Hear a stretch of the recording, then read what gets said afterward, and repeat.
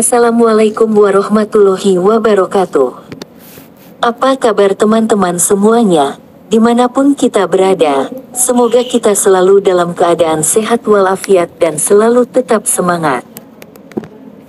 Berjumpa lagi dengan saya, asisten dari Araniri Channel. Pada kesempatan kali ini kita akan membahas mengenai soal-soal P3K untuk kompetensi bidang bagi formasi jabatan administrator database kependudukan ahli pertama.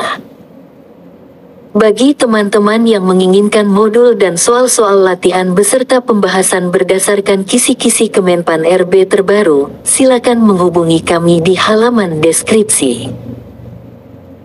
Harganya hanya Rp50.000. Meliputi soal-soal kompetensi bidang, manajerial sosiokultural wawancara dan semua kompetensi yang diujikan pada seleksi CPNS dan P3K tahun 2023. Oke, baiklah teman-teman, mari kita awali belajar kita dalam video kali ini dengan berdoa menurut keyakinan kita masing-masing. Kita akan membahas 10 soal terbaru berdasarkan FRP 3K tahun 2022 kemarin. Langsung saja kita masuk dengan pertanyaan pertama. Soal 1. Pertanyaan, apa yang menjadi tugas utama seorang administrator database kependudukan ahli pertama? A. Melakukan analisis data kependudukan. B.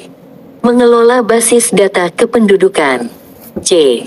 Mengumpulkan data kependudukan. D. Mengembangkan sistem kependudukan. Jawaban yang benar, B. Pembahasan, tugas utama seorang administrator database kependudukan ahli pertama adalah mengelola basis data kependudukan. Pilihan A tidak sesuai karena pekerjaan ini lebih berfokus pada pengelolaan data daripada analisis data. Pilihan C tidak tepat karena pengumpulan data bukanlah tugas utamanya. Pilihan D juga tidak benar karena pengembangan sistem kependudukan bukanlah tugas utama seorang administrator database kependudukan ahli pertama. Soal 2. Pertanyaan, apa yang menjadi tanggung jawab seorang administrator database kependudukan ahli pertama? A. Melakukan pemeliharaan rutin pada basis data. B. Melakukan survei penduduk secara rutin. C. Menyusun rencana pembangunan kependudukan. D. Melakukan analisis tren pertumbuhan penduduk. Jawaban yang benar, A.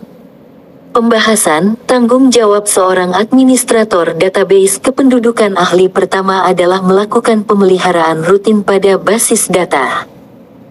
Pilihan B tidak tepat karena survei penduduk bukanlah tanggung jawabnya. Pilihan C juga salah karena menyusun rencana pembangunan kependudukan bukan merupakan tanggung jawabnya. Pilihan D tidak benar karena analisis tren pertumbuhan penduduk bukanlah tanggung jawabnya. Soal 3. Pertanyaan, apa yang dimaksud dengan basis data kependudukan? A. Kumpulan data tentang kependudukan suatu wilayah. B. Sistem informasi kependudukan pada suatu instansi. C. Jenis perangkat lunak untuk mengelola data kependudukan. D. Salinan database kependudukan dari instansi pemerintah.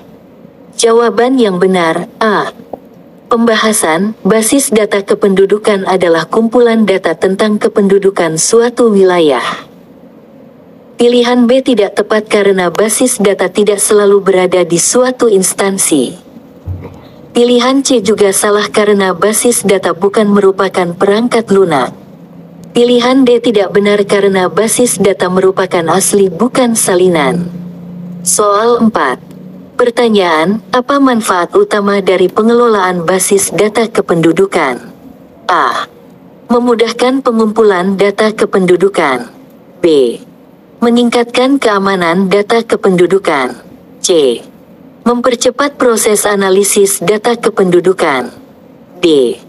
Memudahkan pemantauan tren pertumbuhan penduduk. Jawaban yang benar, B.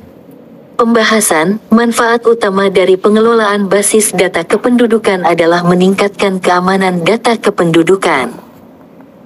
Pilihan A tidak tepat karena pengelolaan basis data tidak terkait langsung dengan pengumpulan data. Pilihan C juga salah karena basis data tidak langsung mempercepat proses analisis data. Pilihan D tidak benar karena basis data tidak secara otomatis memudahkan pemantauan tren.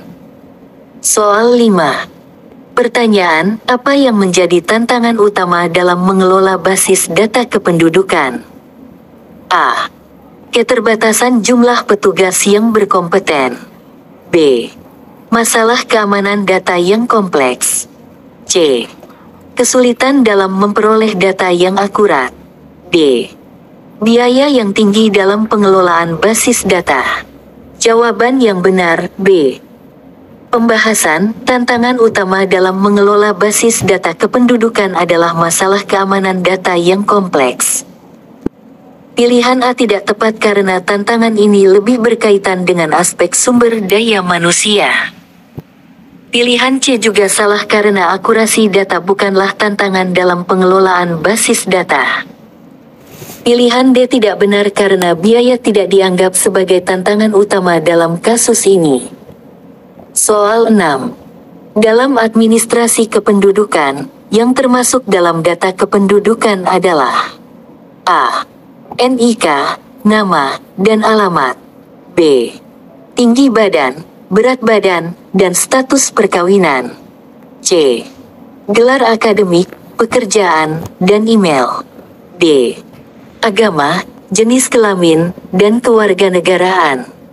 Jawaban, D. Pembahasan, data kependudukan meliputi informasi seperti nama, alamat, agama, jenis kelamin, dan kewarganegaraan.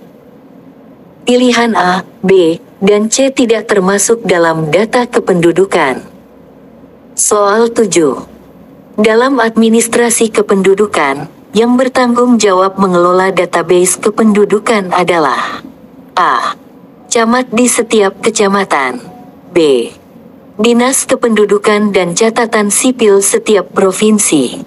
C. Kepala desa di setiap desa. D. Badan Kepegawaian Daerah di setiap kabupaten kota. Jawaban, B.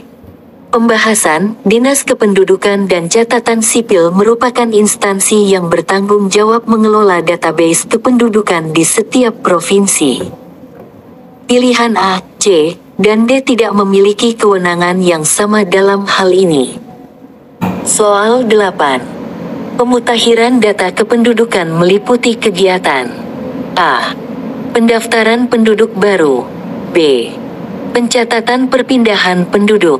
C. Pencatatan perubahan status perkawinan. D. Semua jawaban benar. Jawaban, D. Pembahasan, pemutakhiran data kependudukan melibatkan semua kegiatan dalam pilihan jawaban A, B, dan C. Semuanya harus dicatat dan diperbarui dalam database kependudukan. Soal 9. Sebuah desa melaporkan adanya penduduk yang meninggal dunia. Tindakan yang paling tepat bagi petugas administrasi kependudukan adalah A. Menghapus data penduduk tersebut dari database. B. Mencatat kematian penduduk tersebut di database. C. Melakukan pemutakhiran alamat penduduk tersebut. D. Tidak melakukan tindakan apapun. Jawaban, B. Pembahasan, kematian penduduk harus dicatat dalam database kependudukan untuk memastikan data kependudukan yang akurat. Pilihan A, C, dan D tidak mempertimbangkan hal tersebut. Soal 10. Saat mendaftar kependudukan, warga negara harus membawa dokumen identitas diri seperti A. Akta kelahiran dan kartu keluarga. B.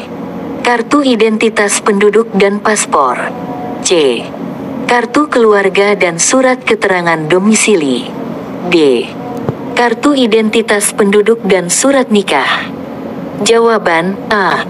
Pembahasan, dokumen identitas diri yang umumnya dibutuhkan saat mendaftar kependudukan adalah akta kelahiran dan kartu keluarga. Pilihan B, C, dan D mengacu pada dokumen identitas yang berbeda yang tidak selalu diperlukan. Oke, baiklah teman-teman semuanya. Udah cukupkan sampai di sini dulu belajar kita dalam video kali ini. Kita akan melanjutkan lagi belajar kita di video-video selanjutnya.